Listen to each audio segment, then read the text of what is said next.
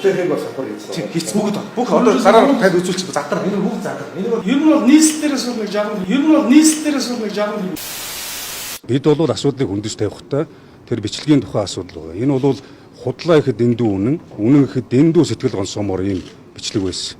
Тийм учраас бид нэр энэ одоо улс үндэснийхээ эрх ашиг, нийгмийн ёс суртахуун цаашлаад энэ Монгол хүний, Монгол төрийн үн цэнийн тухай асуудлыг хөндөж тавьсан учраас энэ үнийг бол цаашид энэ иргэдийн урлын даргын албан тушаалыг хашаад нийт нийслэлчүүдийн хувь заяа, ажил амьдралыг гардаад аваад авах юм одоо шаардлага эсвэл боломж байхгүй гэж үзсэн.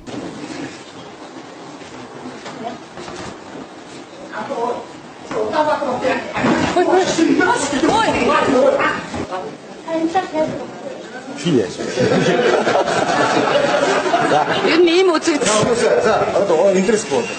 Зүрийг хэлэхгүй гэсэн ийм зүйлийг ярьж байна.